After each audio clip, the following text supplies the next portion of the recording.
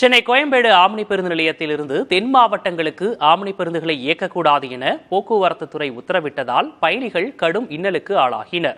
Koyambedu omni பேருந்து நிலையத்திலிருந்து நெல்லை, தூத்துக்குடி, மதுரை உள்ளிட்ட தென் மாவட்டங்களுக்கு இயக்கப்படும் பேருந்துகளை புதன்கிழமை இரவு முதல் கிளாம்பாக்கம் பேருந்து நிலையத்திலிருந்து இயக்க வேண்டும் என போக்குவரத்து துறை உத்தரவிட்டிருந்தது.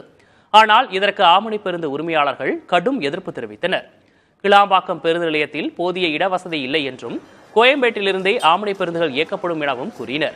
இந்நிலையில் கோயம்பேடு ஆம்னி பேருந்து நிலையத்துக்கு வந்த சிஎம்டிஏ அதிகாரிகள் மற்றும் காவல்துறையினர் பேருந்து நிலையத்துக்குள் பேருந்துகள் செல்லாதபடி தடுப்புகளை அமைத்தனர். இதனால் அதிகாரிகள் மற்றும் ஆம்னி பேருந்து உரிமையாளர்களிடையே கடும் வாக்குவாதம் ஏற்பட்டது. ஆம்னி பேருந்துகளை இயக்குவதில் குழப்பம் நீடித்ததால் முன்பதிவு செய்த பயணிகள் கடும் அவதிக்கு ஆளாகினர்.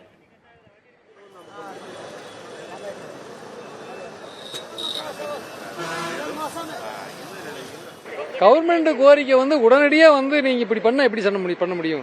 எங்களுக்கான வாய்ப்புகளை முதல்ல ஏற்படுத்தி கொடுத்துட்டு பண்ணா பரவாயில்ல. இங்கிருந்து எப்படி கிளாம்பாக்கம் போக முடியாதுல்ல. லைக் அவங்களாம் இங்கெல்லாம் பக்கத்துல இருக்கிறவங்க எல்லாம் எப்படி இங்க இல்லாம கிளாம்பாக்கம் பஸ்ஸும் ஃப்ரீயா சார்ஜ் பண்ணுவீங்களா?